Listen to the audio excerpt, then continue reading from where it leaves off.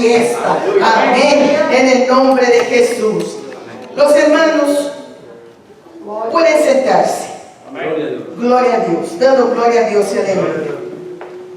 Nosotros en la semana pasada empezamos a hablar en Apocalipsis capítulo 3, que es donde yo quiero que ustedes abran vuestras Biblias. Apocalipsis capítulo 3. Amén.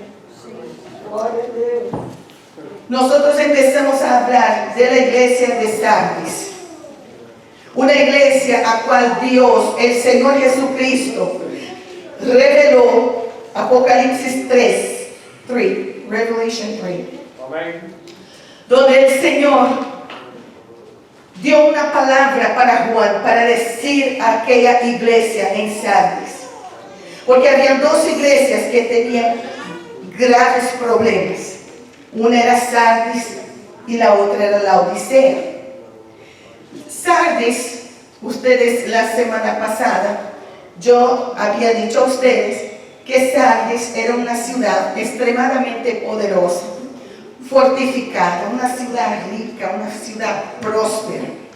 Y ahí en esta ciudad había una iglesia, gloria a Dios por eso, que había una iglesia donde en esta ciudad adoraban a la diosa Cibele, que es Diana, que es la diosa de los efesios, pero ahí tenía el nombre de Cibele. Y ellos adoraban esta ciudad, el pueblo era un pueblo pagano, pero ahí tenía una iglesia. Y la maravilla es saber que tenía una iglesia en medio a tanta idolatría, a tanto orgullo, pero ahí tenía una iglesia para hacer la diferencia entre aquel pueblo, en medio de aquel pueblo. Pero ¿sabe cuál fue el problema? Que la iglesia estaba muy bien en su comienzo, pero hermanos, Sardis empezó a declinar en su vida espiritual. Sardis empezó aquí y de repente fue cayendo a un punto que el Señor Jesucristo, cuando dijo a Juan que dijera a la iglesia: tú tienes nombre de que estás viva, pero tú estás muerta. Tiene nombre de viva, pero estás muerta. Hermanos, qué palabra tan dura era aquella de parte de Jesucristo. Eso era Jesús revelando a Juan aquella iglesia. Imagínate si hoy Jesucristo llegara a este lugar así personalmente y de repente el Señor Jesucristo empezara a dar una palabra a esta iglesia y de repente Jesús mirara a cada miembro de esta iglesia y dijera a cada uno: tú tienes nombre de viva, pero tú estás muerta. Imagínate, porque el Señor es que ve los corazones. El Señor es que contempla cada uno. El Señor es el único que ve lo más profundo del alma del hombre. Gloria a Dios, amén. ¿Y sabe qué? La iglesia en Sardis pasó a ser una iglesia de apariencias. En mi país dice que las apariencias engañan. No sé, en vuestros países se dice así. Pero una cosa estoy segura: las apariencias no duran para siempre. Va a llegar un momento que la máscara cae. Ustedes saben por qué los fariseos y los escribas, ellos no querían a Jesús, porque detestaban a Jesús. Ustedes no tienen idea. No era porque ellos eran celosos de la ley, cuidadosos con la ley, no, Señor. Ellos detestaban a Jesús porque cada vez que Jesús hablaba, Jesús agarraba la máscara que estaba en la cara de ellos, la sacaba y las tiraba. Y entonces ellos se iraban contra el Señor y buscaban ocasión de matar al Señor Jesucristo. Mateo 23, 27 dice: ay de vosotros, escribas y fariseos hipócritas, porque sois semejantes a sepulcros blanqueados, que por fuera a la verdad se muestran hermosos, mas por dentro están llenos de huesos muertos y de toda inmundicia. Mateo 23, 27. A nuestros hermanos que de habla inglesa se quiere acompañar cuando yo digo el libro y el versículo, ustedes pueden acompañar en inglés, caso Santiago tenga tal vez un poco de dificultad para decir todas esas palabras en inglés. Pero mira, si a Cristo, si nosotros seguimos a Cristo, que es la verdad, mas amamos la mentira y practicamos la mentira, entonces nosotros no estamos vivos, estamos muertos. Porque la palabra de Dios dice en Apocalipsis que no va a entrar en el reino de Dios aquel que ama y practica la mentira. Entonces, ¿qué se puede hacer? Si tú dices que amas a tu hermano y que a ti lo ayudes, tiende la mano para él, mas por detrás quizá hablas mal, chismes, traiciones, ¿qué pasa? Tienes nombre de viva, pero estás muerta. Lleva el nombre de cristiano, mas sigue las mismas cosas del pasado. Si eres cristiano, entonces pórtate como uno. Amén. Sigue los ejemplos de Jesucristo, porque son los mejores ejemplos que uno tiene para seguir. Si temes a Dios, no peque. En el nombre de Jesús, estás vivo, permanezca vivo. Permanezca en la presencia del Señor, porque está escrito en la palabra de Dios que el pecado hace separación entre nosotros y Dios. Muerte significa separación. Nosotros estábamos muertos en el pecado, pero el Señor, ¿qué hizo el Señor? Vino para darnos ¿qué? Vida y vida en abundancia. Y eso es maravilloso, saber que el Señor es aquel que nos vivifica. Amén. Bendito sea el nombre del Señor. Amén. Así que cuando nosotros paramos y miramos que Dios es el dador de la vida espiritual, podemos entender en Romanos capítulo 3, versículo 23, que dice: por cuanto todos pecaron y destituidos están de la gloria de Dios. Pero ahí nos alegramos cuando llegamos en Efesios capítulo 2, versículo 1. Y Él os dio vida a vosotros cuando estabais muertos en vuestros delitos y pecados. Este es motivo de alegrarnos. Estábamos muertos, destituidos de la gloria de Dios. Pero cuando vino Jesús, vino para dar vida a nosotros y vino para sacar esta muerte espiritual y dar a nosotros la vida eterna. Una de las cosas, y nosotros estamos solamente recapitulando de la semana pasada, una de las cosas que hizo que la iglesia empezara a morir, ¿quién se acuerda que vino y se acuerda? Fue la falta de vigilancia. Ellos entraron en un camino aparentemente bueno y derecho, pero acabaron tornándose aparentemente vivos. Proverbio 14:12 dice que hay caminos que al hombre parece derecho, pero su fin es camino de muerte. Entonces nosotros tenemos que seguir el camino que es Cristo, el único camino que lleva al Padre. Porque si nosotros pensamos que nuestro camino está derecho y no preguntamos a Dios si estamos bien delante de Él, hermanos, camino de muerte. Apocalipsis entonces 3:2. Sé vigilante y afirma las otras cosas que están para morir, porque no he hallado tus obras perfectas delante de Dios. Eso Jesús hablando: mira, tus obras no están perfectas delante del Padre, ni tampoco delante de mí, ni tampoco delante del Espíritu Santo que está ahí con ustedes. Nosotros cuando leemos la palabra del Señor en Marcos capítulo 13, versículo 33, donde Jesús habla muchísimo sobre la vigilancia, nosotros leemos lo siguiente: mirar, vigilar y orar, porque no sabéis cuándo será el tiempo. ¿Qué tiempo es ese? El tiempo de la venida de nuestro Señor Jesucristo. Amén. Y cuando dice mirar, hermanos, eso significa que nosotros debemos mirar los acontecimientos, todo lo que está pasando en el mundo. Hermanos, eso está escrito, lo que está sucediendo es profético y nosotros debemos parar y mirar. No es el acaso, no No es porque Dios permite, porque la Biblia dice que ni siquiera una hoja de un árbol cae si no es la voluntad de Dios.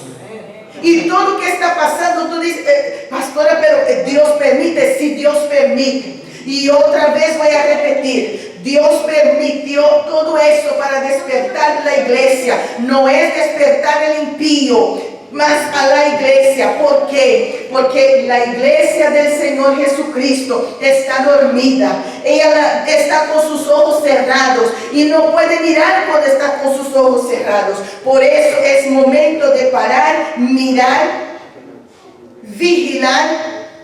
Cuidado con el adversario para que tú no caigas en tentación, y orar. Orar es tener una vida de plena comunión con Dios, un compromiso con Dios. Es necesario tener vida de compromiso. Vida sin compromiso con Dios no funciona. Porque si no hay compromiso primero con Dios, tú te tornas un religioso. Tú vienes a la iglesia, te sientas ahí, canta porque todos cantan, ora porque todos oran, lee la Biblia porque todos leen la Biblia y tú acompañas, pero no es así. Servir a Dios no es algo mecánico. Servir a Dios es algo espontáneo. Servir a Dios tiene que nacer en tu corazón. Tiene que ser algo que el Espíritu Santo empiece a poner en ti y moverte por medio de la fe. Amén. Sé vigilante y afirma las otras cosas que están para morir. La Biblia dice, Jesús hablando a ellos, ustedes están muertos. Pero había algunas cosas en ellos que la Biblia no dice, y yo tampoco voy a especular, tampoco voy a estar pensando qué será.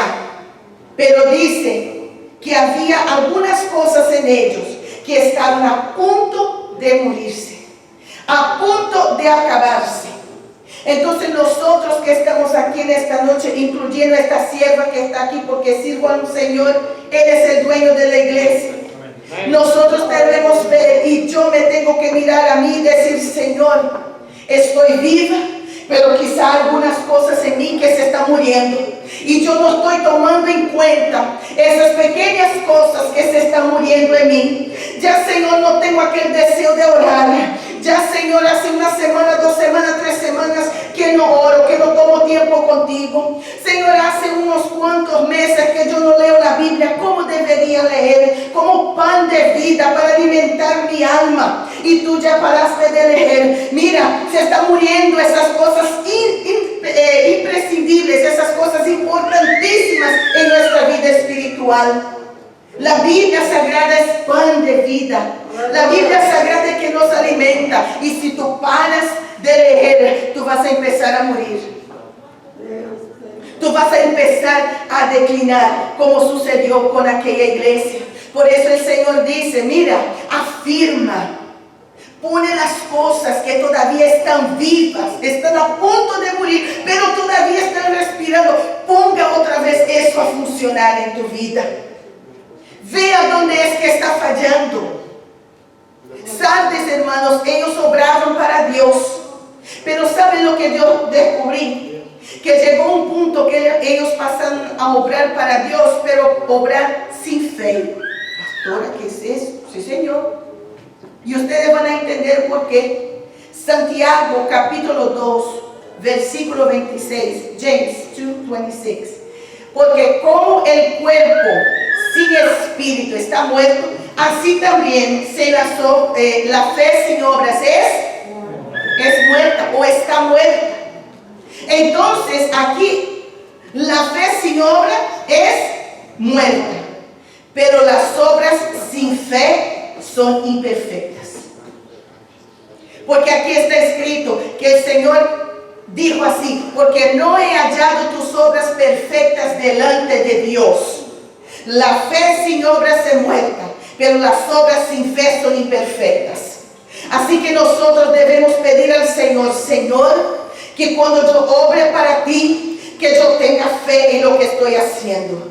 Que esté seguro de lo que estoy haciendo, sea movido por fe, no sea movido por emoción, no sea movido para que yo pueda aparecer, está en destaque, está en un punto donde la gente me mire y que estén admirados de mí. No, en el nombre de Jesús vamos a reprender eso, porque nosotros, la única persona, y yo dije al principio, que merece gloria es el Señor Jesucristo.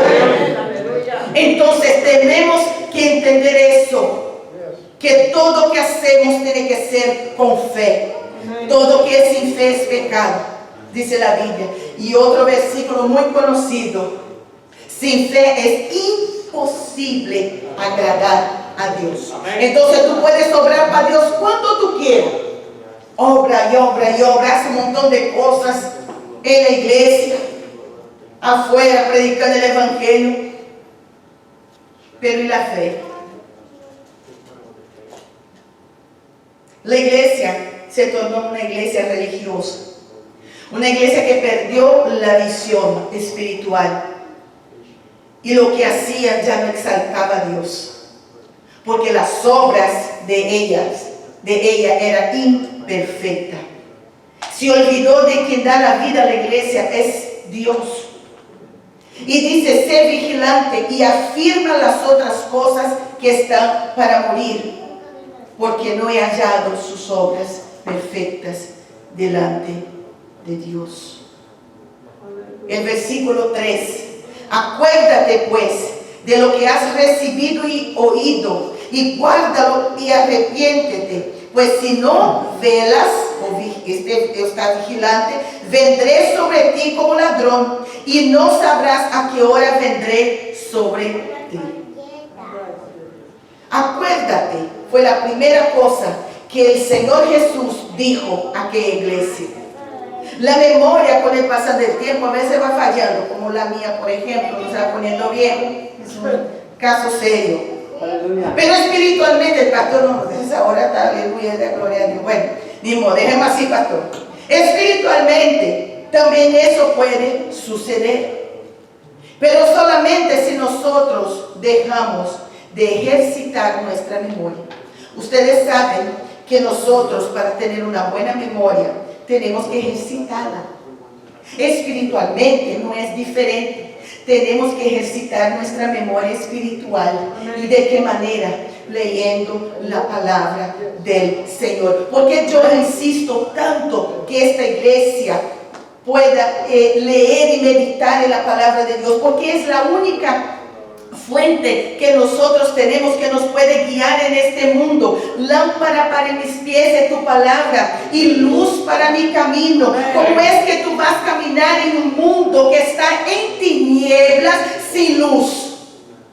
¿Cómo es que tú vas a ver las trampas del enemigo si todo en tu camino está oscuro? Pero por la palabra tú tienes discernimiento para saber cuando algo es de Dios y cuando algo no es de parte de Dios. ¿De qué yo debo acordar? Primera cosa, de lo que he recibido. Porque yo recibí, ¿qué recibí? La palabra de Dios, esta semilla gloriosa. Como la parábola del sembrador, que habla sobre esta semilla que cayó, pero cayó en 4 diferentes terrenos.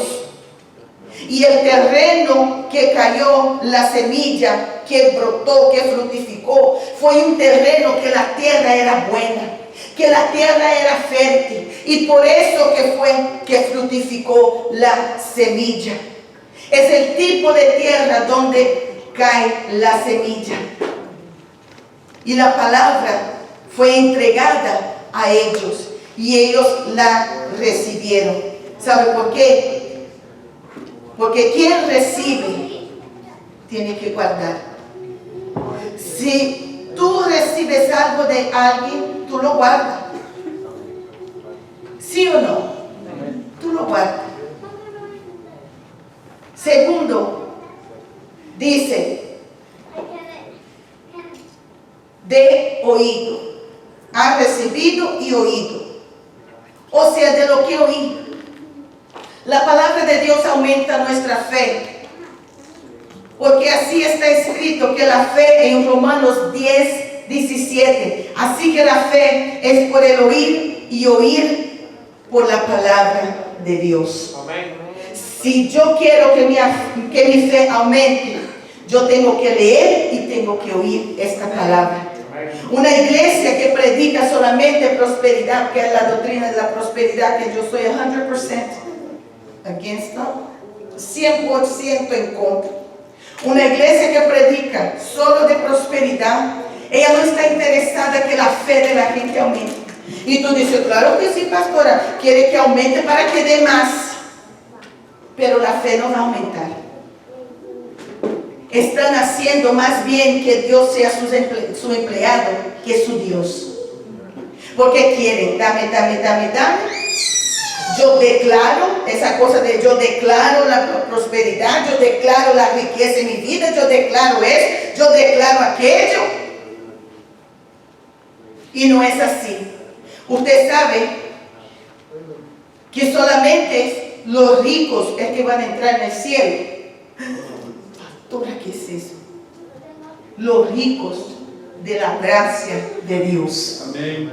Porque la gente decía en la iglesia en Esmirna, tú eres pobre. Ahí Jesús dijo así, la gente dice que tú eres pobre, pero yo te digo que tú eres rica. Tu iglesia es rica de la gracia de Dios. Tú tienes lo más precioso que es la salvación. Tú tienes un lugar en el cielo. Tú tienes un tesoro en el cielo, un galardón, una recompensa que te espera allá. Bendito sea el Señor. Amén. Están vendiendo, haciendo tratos con Dios. Mira, Jesús, oh Dios, yo te doy $100 de ofrenda y tú me das 1,000. No están dando ni siquiera ya para la casa de Dios. Ya piensan, yo estoy dando para Dios, para que Dios me dé para atrás 10 veces más. ¿Hemos visto eso? Montones. Que el Señor reprenda ese tipo de cosas.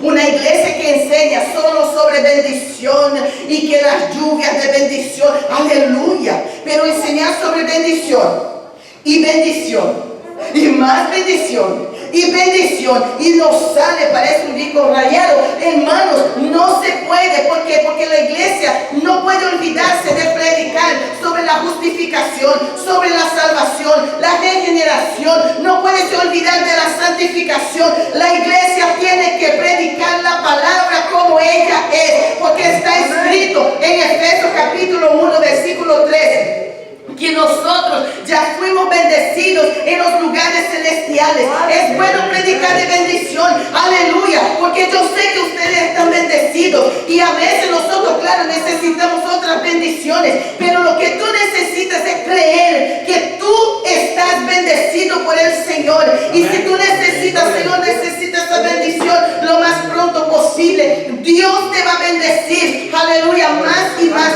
Ahora, perdón, Dios te va a bendecir más, porque tú eres ya bendecido. Ahora hay que tratar otras cosas en la iglesia también. Amén. Aleluya. A veces la palabra es dura, pero ustedes piensan que una palabra dura no es bendición. Solo es bendición, porque Dios, la palabra de Dios, ella es para qué? La profecía, la palabra del Señor, que es una palabra profética. Consolar, exhortar y edificar. Esas son las 3 tareas. Si no cumple con eso, hay algo que está un poquito equivocado. Apocalipsis 1:3 dice, bienaventurado el que lee y los que oyen las palabras de esta profecía y guardan las cosas en que en ella están escritas, porque el tiempo está cerca. Entonces, por favor, hermanos, no solamente usted reciba y escuche, oye lo que el Señor te está diciendo, porque el tiempo está cerca. Guárdalo, porque cuando yo recibo, yo guardo. La Biblia dice en Salmo 119, versículo 11, en mi corazón he guardado tus dichos o tu palabra para no pecar contra ti. Si yo recibí la la palabra y guardé, tiene un propósito por la cual estoy guardando esta palabra. ¿Cuál es el propósito de guardar la palabra de Dios en nuestro corazón? Es para no pecar contra Dios, porque la palabra de Dios y el Espíritu Santo, ellos son un freno en nuestra vida. Cuando nosotros queremos hacer algo, el Espíritu Santo y la palabra, nosotros nos acordamos como está escrito aquí. Uy, me acordé que la palabra dice eso. Oh, no puedo hacerlo. Oh, me acordé que la palabra dice eso. Tengo que hacerlo.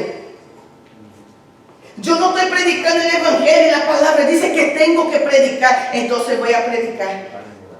La palabra me dice que yo no debo andar en la carne, sino en el Espíritu. Y yo ando carnal últimamente. Así que voy a andar en el Espíritu porque me acordé de lo que está escrito. Yo me acordé porque yo recibí y la guardé en mi corazón. Y la oí, y oír esta palabra produjo en mi vida que un arrepentimiento. Porque la segunda cosa, cuando yo oigo la palabra, yo me arrepiento. ¿Sabes? Yo estaba descubriendo, estoy casi terminando. Yo estaba leyendo sobre arrepentimiento. Yo había explicado ya a ustedes qué significa arrepentimiento. Es dar una media vuelta. Estoy en un mal camino, me encuentro con Jesús, me arrepiento, doy una vuelta y entonces voy por un camino correcto. Pero yo también descubrí algo sobre arrepentimiento cuando yo estaba mirando el significado.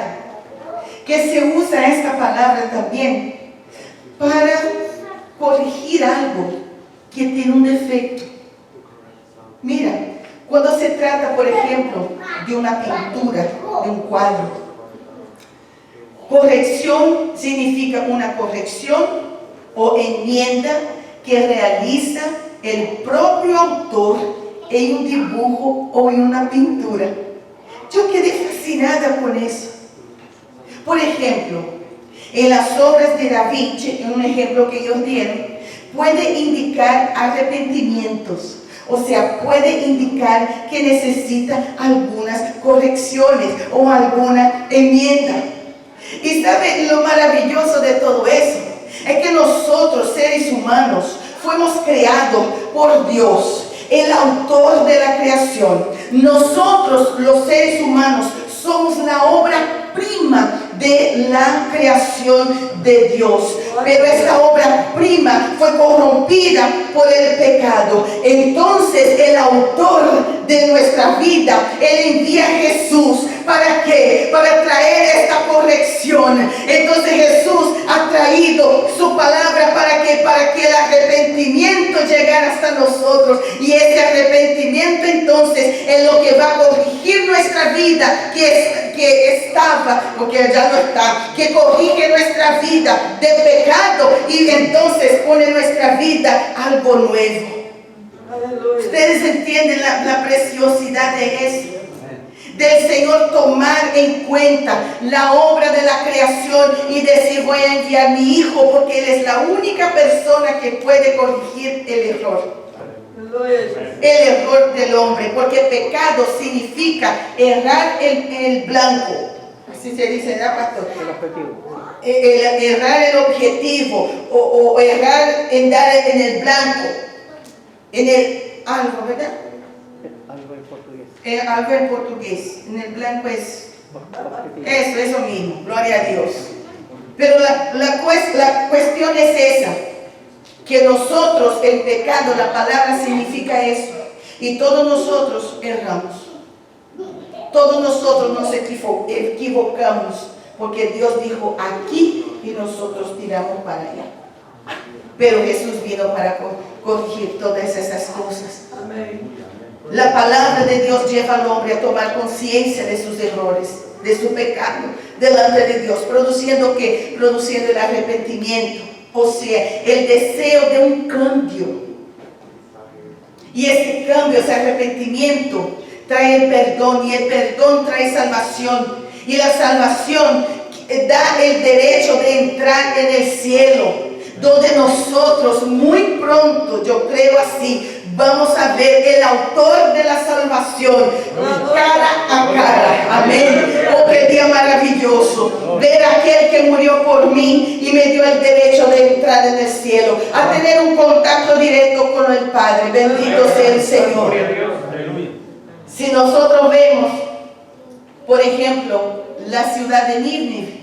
Nínive era una ciudad completamente pecadora, pero la gente de ahí se arrepintió cuando oyó la palabra. Por eso, cuando oír la palabra produce el arrepentimiento. Ellos oyeron la palabra y se arrepintieron. Así que yo espero en mi Señor Jesucristo que todas veces que usted escuche la palabra de Dios, si hay algo que arrepentirse, hágalo. Hágalo en tu corazón y diga: Señor, realmente necesito arrepentirme en esta área de mi vida porque estoy muriendo ahí.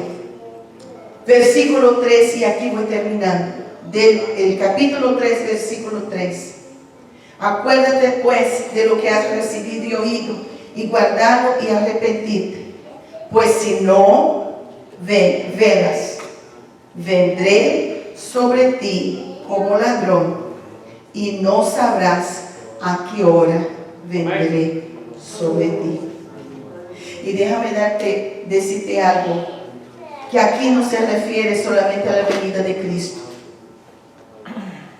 Ustedes saben que mucha gente está esperando la venida de Cristo, el arrebatamiento de la iglesia, y a veces entra aquel temor: ay, si yo me quedo y aquí con el anticristo y ya no va a tener solución y la cosa para mí no se va a ver bien. Pero para muchos Jesucristo ha llegado más temprano. ¿Cómo así, pastor? Hay muchos que estaban entre nosotros y ya no están. Hay muchos que el Señor ya ha llevado. De aquí de la iglesia, por lo menos 2 ya están en la gloria con el Señor. El Señor vino por ellos más temprano. Y en el día que venga Cristo en el arrebatamiento, ellos van a ser los primeros. Porque dice la Biblia que los muertos resucitarán primero y después nosotros. Entonces vamos a entender eso. No vamos a estar preparados solamente para la venida de Cristo, pero para todo momento de nuestra vida, porque nosotros no sabemos el día de mañana. Amén.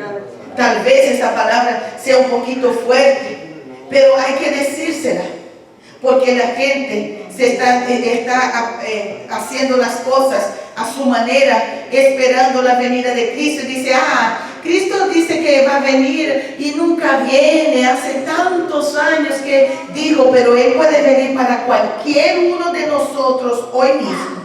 Amén. Tú puedes acostarse y el Señor decir: time to go. Es momento de irnos. Y entonces, ¿qué pasa? Queda ese cuerpo, pero se va el alma, el espíritu. Entonces, están muy engañados aquellos que piensan que tienen que estar preparados solo para la venida de Cristo, pero Él está tardando mucho. No, para la venida de Cristo o para cualquier momento de nuestra vida. Pero en esa iglesia, en el versículo 4 y 6, había personas que todavía no se habían contaminado. Habían los fieles que estaban sufriendo dentro de la iglesia,